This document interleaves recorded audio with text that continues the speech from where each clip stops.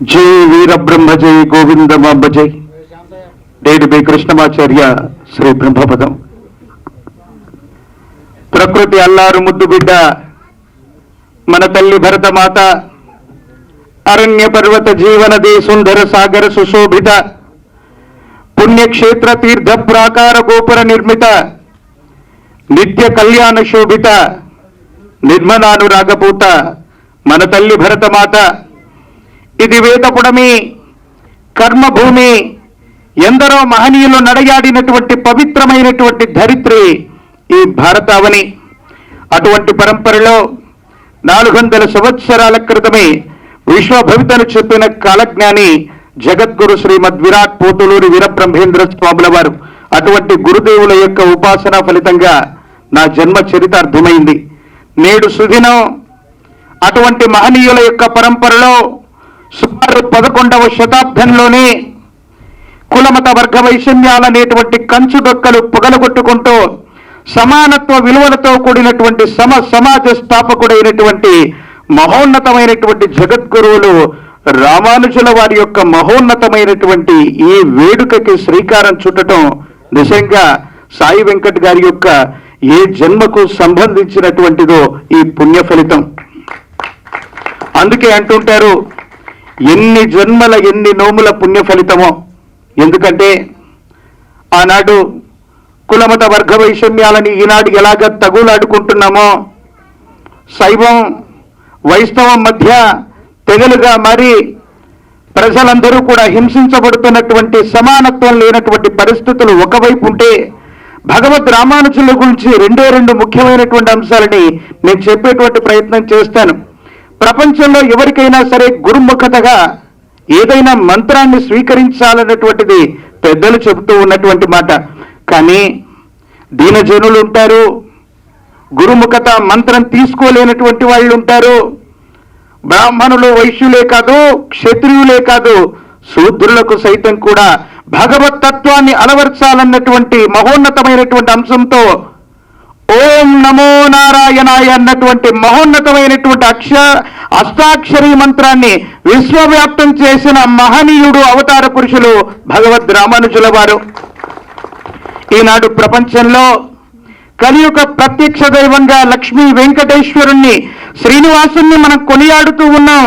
కానీ కొన్ని శతాబ్దాల ముందు అక్కడ బాలా త్రిపురాంబికో, వేరొక దేవతా స్వరూపమో పరమేశ్వర తత్వమో ఉంది అని భ్రమపడుతూ ఉన్నటువంటి సందర్భంలో ప్రపంచంలో ఎవరికీ కూడా భక్తులకి ఇక్కడ వేంచేసి ఉన్నటువంటి రూపం శ్రీనివాసుడా, సాక్షాత్తు పరమేశ్వరుడా, లేక బాలా త్రిపురాంబిక అన్నటువంటి మీమాంస వస్తే, శాక్తేయానికి సంబంధించిన వాళ్ళు, వైఖానసానికి సంబంధించిన వాళ్ళు, శ్రీ వైష్ణవులు, శైవులు, స్మార్థులు అందరూ ఒక్క చోట చేరి తర్కంతో వాదించుకుంటూ ఉంటే అక్కడికి విచ్చేసినటువంటి ఒక అవతార పురుషుడు ఒక్క మాట చెప్పాడు, అయ్యా మరిలో వాదన ఎందుకు?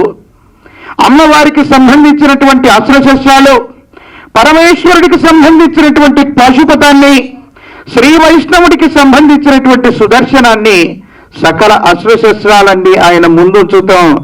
ఆయన ఏ దైవత స్వరూపమైతే వాటినే స్వీకరించి మన పరీక్షకు నిలబడతాడని చెబితే, తెల్లారేలోపు శ్రీనివాసుడు శంకు చక్రాలను ధరించి తాను విష్ణుమూర్తి అని చెబితే, ఈనాడు మన తిరుమలలో ఉన్నటువంటి వెంకటేశ్వర స్వామి వారిని ఈ విధంగా మనం కొనియాడుతూ ఉన్నాం.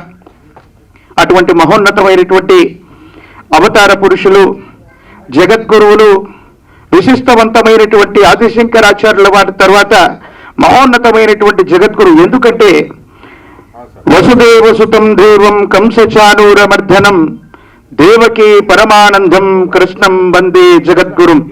ఈ జగత్తు మొత్తానికి ఈ గురువులందరికీ కూడా ఆద్యుడైనటువంటి వాడు కృష్ణ పరబ్రహ్మ అని మనం చెప్పుకుంటూ ఉంటాం. ఆ కృష్ణ పరబ్రహ్మ తర్వాత వచ్చినటువంటి మహోన్నతమైనటువంటి జగద్గురువుల్లో మధ్యముడు, విశేషవంతమైనటువంటి రామానుజుల వారి యొక్క మహోన్నతమైనటువంటి జీవిత చరిత్ర. ఎందుకంటే అందరూ అనుకుంటున్నటువంటి మాటే మనందరికీ కూడా తెలిసింది. మనం భగవత్ స్వరూపాల దేవాలయాన్ని కట్టాలనుకోండి, అమ్మవారి ఆలయాన్నో పరమేశ్వరుడి ఆలయాన్ని కట్టేయచ్చు. కానీ ఒక గురువు యొక్క ఆలయ నిర్మాణం చేయాలని మీరు సంకల్పించుకోండి, అంత సులభంగా అదవ్వదు. ఎందుకో తెలుసా? బంగారాన్ని కూడా పుటం పెడితేనే అగ్నికది ఆ పరీక్షకు నిలబడాలన్నట్టు ఆ అగ్ని పరీక్షలన్నీ కూడా ఎదురవుతూ ఉంటాయి. చాలాసార్లు చెప్తూ ఉంటాను నేను, ఆరంభింపరు నీచ మానవుల్ విఘ్నాయాస సంత్రస్తులై, ఆరంభించి విఘ్నాయత్తులై మధ్యముల్, ధీరుల్ విఘ్న నిహన్యమానులకు ధృతున్నోత్సాహులై, ప్రారబ్ధార్థములు జగింపరు సుమి ప్రజ్ఞానిధులుగా ఉన్నన్. అటువంటి మహోన్నతులు సాయి వెంకట్ గారు. ఎందుకంటే నిజంగా గత జన్మకు సంబంధించినటువంటి సంచిత పుణ్యకర్మలు ఏమీ లేకుండా మన దైనందిన జీవితంలో ఈనాడు మనం ఏది సాధించలేం.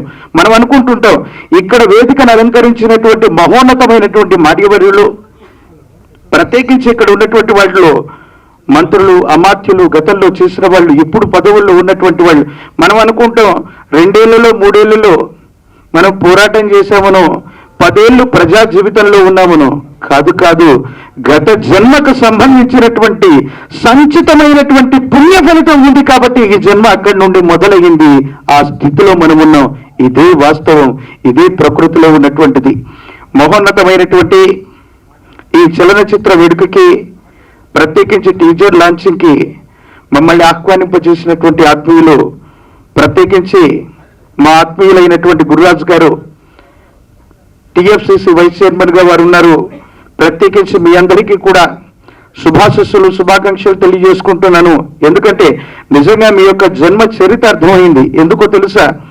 ఎక్కడైనా గురు సంబంధమైనటువంటి ఆలయ ప్రాంగణాలకి, మందిరాలకి మనం వెళ్ళినప్పుడు అక్కడ తాబేలు ఉంటుంది. తాబేలు ఎందుకు ఉంటుందో తెలుసా? అందరూ తాబేలును వాహనం అనుకుంటారు. గురువుకు వేరే వాహనాలు ఏముండవు. విశేషవంతమైనటువంటి తాబేలు ఎందుకు ఉంటుందంటే, తాబేలు ఏదైనా సరే ఒక నదీ తీరంలో అవ్వచ్చు, సముద్ర తీరంలో అవ్వచ్చు, గుడ్లను పొదుగుతుంది. ఒక దగ్గర గుడ్లు పెట్టేసి వాటి మీద మట్టి కప్పుతుంది. కానీ చాలా సుదూరమైనటువంటి ప్రాంతం నుంచి వాటి మీద దృష్టిని సారిస్తూ ఉంటుందట. ఆ దృష్టి వల్లే అక్కడ అండంలో ఉన్నటువంటి ఆ విశేషవంతమైనటువంటి ఆ నిర్జీవ పదార్థం కూడా సజీవ పదార్థంగా మారి ఆ విధంగా పిల్లల రూపంలో బయటకు వస్తుంది. అందుకని గురువు యొక్క కృప ఒక్క క్షణమైనా నా మీద పడకపోతుందా? ఒక్క క్షణమైనా గురువు యొక్క ఆ విశేషవంతమైనటువంటి వీక్షణ వల్ల నా జన్మ చరితార్థం అవ్వాలన్నటువంటి స్థితిగతుల్లో మనమందరం కూడా గురుదేవుల్ని ప్రార్థన చేస్తూ ఉంటాం. అస్మదాచార్య పర్యంతం వందే గురు పరంపరాం అని మనం గురు పరంపరలో చెప్పుకుంటుంటాం.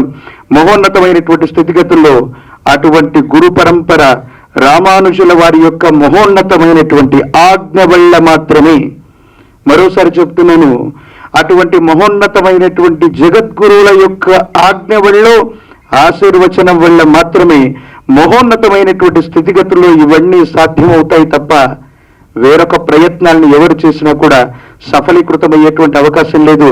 అటువంటి మహోన్నతమైనటువంటి ఈ వేడుకలో మనమందరం కూడా భాగస్వాములు అవ్వటం నిజంగా మనందరిది ఒకే కులం, గురుకులం.